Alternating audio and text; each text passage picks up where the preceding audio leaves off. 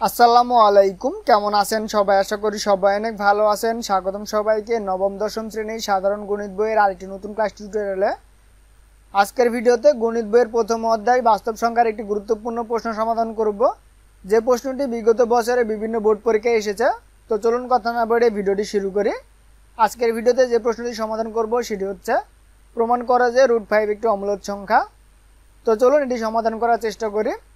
সমাধান: আমরা জানি 1 5 থেকে ছোট এবং 5 9 থেকে ছোট, সুতরাং আমরা বলতে পারি √1 √5 থেকে ছোট এবং √5 √9 থেকে ছোট।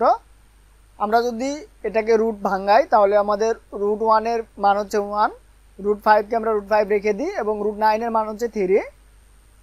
এখানে যদি আমরা সবগুলোকে বর্গ করি তাহলে 1 এর উপর স্কয়ার দিলে মান হয় 1, √5 কে স্কয়ার দিলে মান হয় 5 এবং 3 এর উপর স্কয়ার দিলে মান হয় 9। সুতরাং আমরা বলতে পারি √5 এর মান 1 অপেক্ষা বড় এবং 3 অপেক্ষা ছোট, অতএব √5 একটি পূর্ণ সংখ্যা নয়। সুতরাং আমরা বলতে পারি √5 মূলদ সংখ্যা অথবা অমূলদ সংখ্যা। যদি √5 মূলদ সংখ্যা হয় তবে মনে করি √5 = p/q।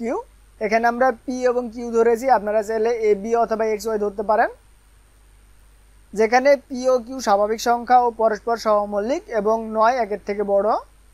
বা যদি আমরা উভয়কে বর্গ করি তাহলে এখানে আমাদের রুটটি উঠে যাবে এবং মান হবে 5 এবং p এবং q এর উপরে স্কয়ার হবে। বা আমরা যদি উভয় পক্ষকে q দ্বারা গুণ করি তাহলে আমাদের 5 এর সাথে একটি q যুক্ত হবে এবং নিচে একটি q কমে যাবে। যেহেতু 5q পূর্ণ সংখ্যা কিন্তু p²/q পূর্ণ সংখ্যা নয়, কারণ p ও q স্বাভাবিক সংখ্যা ও এরা পরস্পর সহমৌলিক এবং 9 1 থেকে বড়। অতএব 5q এবং p²/q সমান হতে পারে না, অর্থাৎ 5q অসমান p²/q। অতএব √5 এর মান p/q আকারে কোনো সংখ্যা হতে পারে না, অর্থাৎ 5 ≠ p/q। অতএব √5 একটি অমূলদ সংখ্যা। তো আশা করি আপনারা বুঝতে পেরেছেন।